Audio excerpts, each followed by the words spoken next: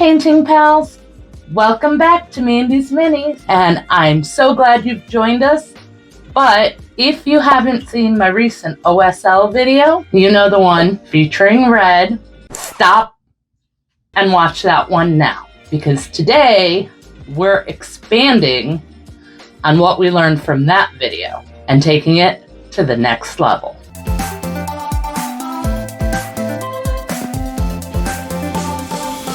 It's been a little over a year since I got my quadruphy, and I wanted to show you guys, yes, I am still using it every day. I love it for the paint water. I also have the quadruphy paper on my wet palette. Yes, I am using the red grass larger one as far as size. Okay, so today's gonna be a little different because I finished the mini. So yes, I finished it before I recorded.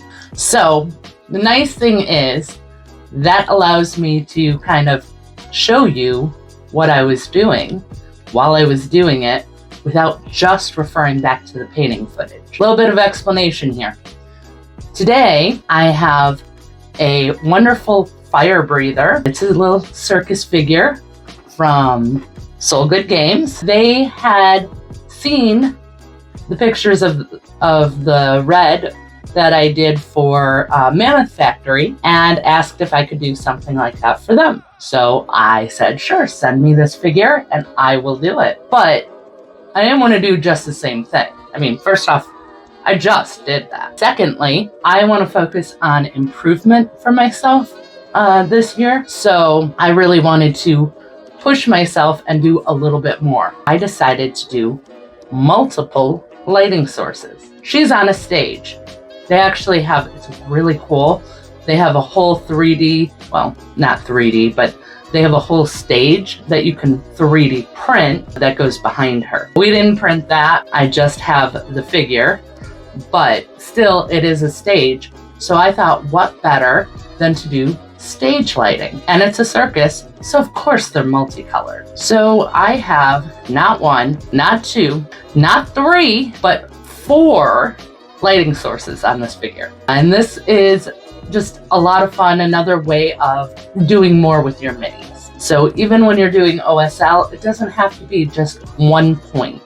You can do multiples, you can do different colors, and that's what I wanted to showcase. So we start with the same zenithal highlight we usually do, and this time, instead of just focusing on brightening up one area, the fire, you can also see the lighting sources coming from the bottom, going up. So one off to the right side, one off to the left side, and one front and center. Imagine these as footlights at the bottom of the stage, and so that's why they'd be shooting up. The best way to get multiple lighting sources to not compete so much is to have them going from different directions. This allowed me to basically be doing 4 different directions all at once. Beyond that, a lot of the beginning is exactly the same. Starting with a darker red into a red. I did minimize the red on this one because a character named Red, you expect to have a lot of red. But again, I wanted to do it a little different, and fire is frequently a little bit more orange. So I really wanted to play up the orange instead of the red. Then, because the fire source is hitting her face and all up front, you could see most of the detailing was from the sides and the back because the fire was coming from the back. So by having it forward, we can get a lot more details picked out and highlighted with brightness on the front. So also gives it a little different of a look because it redistributes the balance of the fire. You know, more yellows and orange, less reds. Other key things that it's important for you to remember is that you really need to start with dark. You're not going to see the brightness of the OSL, the brightness of the light, if you don't have any dark to balance it out.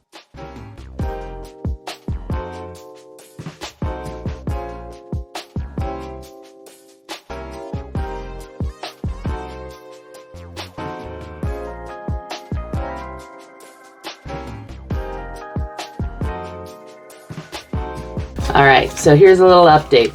This is the paper that I absolutely love. Still have a little bit, but this is my last of it. So I did go and buy more. Unfortunately, they've changed the paper. Any more noise you'd like to make?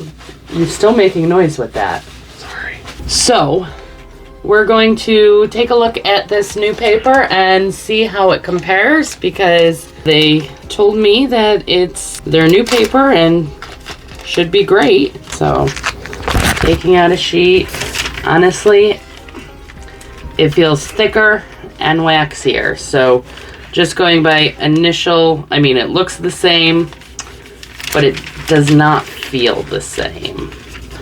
So I'm not sure how much I'm gonna love this paper anymore, but let's find out. I still have half the paper from the project I did last night, and then I have this paper. So I'm gonna use them both and compare, and I'll let you know at the end if this paper is still my favorite or not. Now this one, I actually only went up to ice yellow. Give you a little rundown of my colors here. So I used fire red from Reaper. I did use some volcanic orange, but I ended up going over it again with light orange and fire orange. So those were in there as well. And then into a volcanic yellow, and then a mix of ice yellow and volcanic yellow. I was gonna go to sun yellow from Reaper, but it just didn't really work. So that's why I ended up doing the mix. It just had a nice, better gradient through it. And so that was really my fire. I don't really have a lot to expand on that, but with the fire still being the main focal point of the figure, I did spend the majority of the time there, and that's where I started. Once I finished that, I was able to come in from the sides and amplify the established colors. I went with purple, blue, and green because, again, they're nice, fun circus colors, but they're also the ones not included in fire.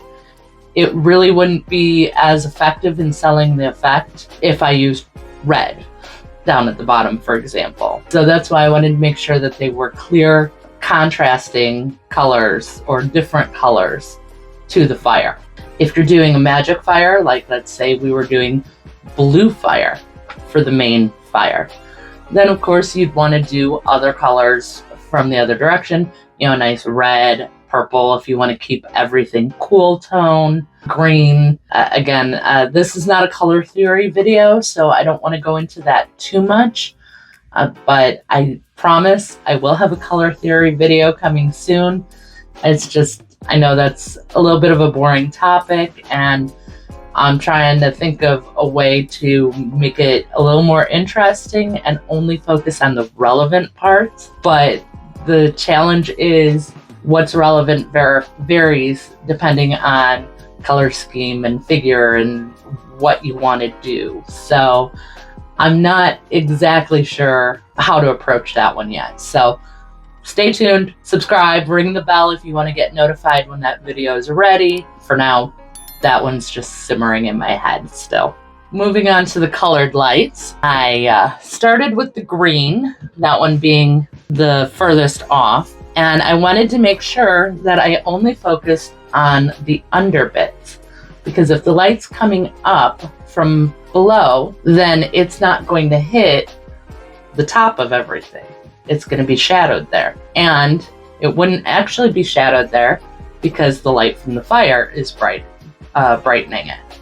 So that's where you get a nice, interesting color play with the underneath tones versus the over the top tones. If you are doing, say, two lighting sources coming at each other this way, in the middle, the colors would blend. So if you're doing red and blue, you're gonna have purple in the middle where that light overlaps. I tried to keep from overlapping the colors to keep it a little more simple for me, especially because red and green makes brown.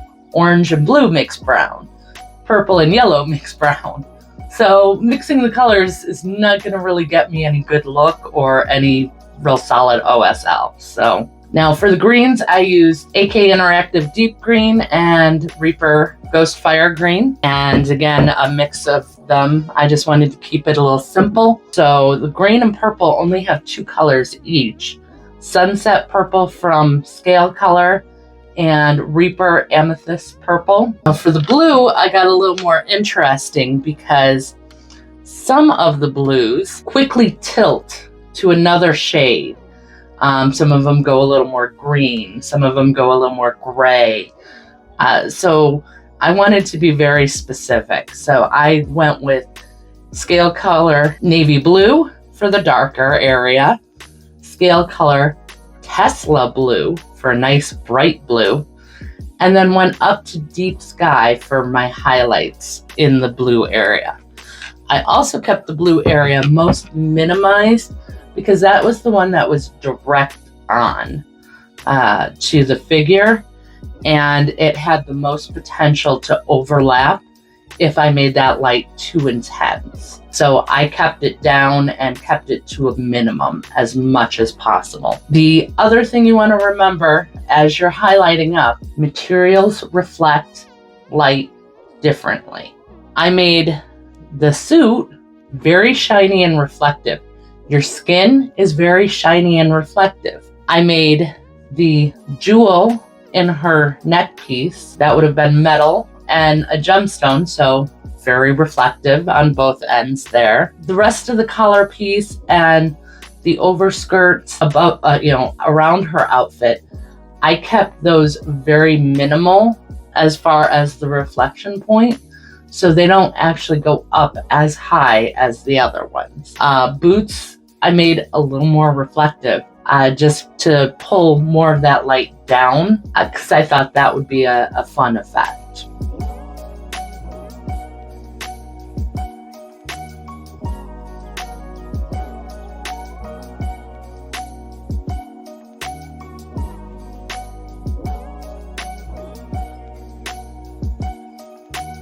Okay, coming back around to that quadruphe, the new paper. The new paper does not allow as much water onto the paper as the old stuff did. I noticed that when I was using it. The old paper, that just lets in so much water, and I can see why most miniature painters would prefer it to be just a little bit toned down, which is exactly what the new stuff is. It did let water in, but it was a more minor and reasonable amount. All in all, when using it, that's just something to pay attention to when you're thinking about the consistency of the paint you're trying to use. When we're talking about standard consistencies, your base coat layer, your first layer that you put down, is going to be a little thicker.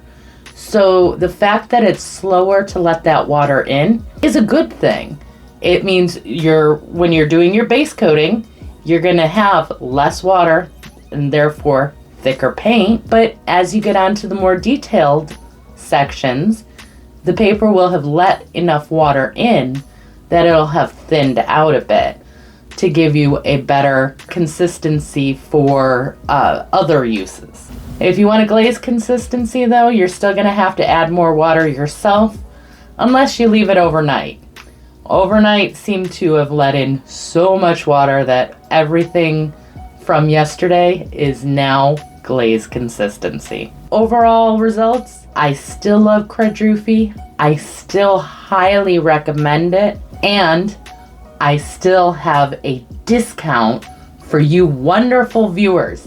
So make sure you use the code on your screen or the link in the description to check out yours and get your new paper or get a new system that will definitely prevent you from drinking your paint water.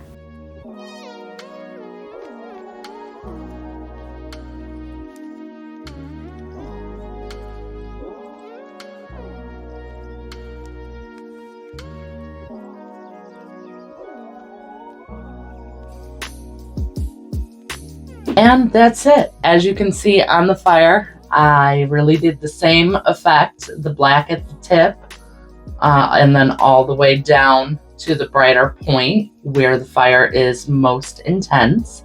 Something that most people do when starting out is they'll make it Neapolitan. So you have your yellow, your orange, your red. Fire doesn't really work like that. It mixes and intermingles. So in some of the areas where the orange is, I applied some yellow to the underneath and inside bits so that it reads as hotter inside from the fire. So you don't want to just go, with a straight gradient from light to dark. When you're dealing with fire, you want to remember it's mixing and it's still hotter.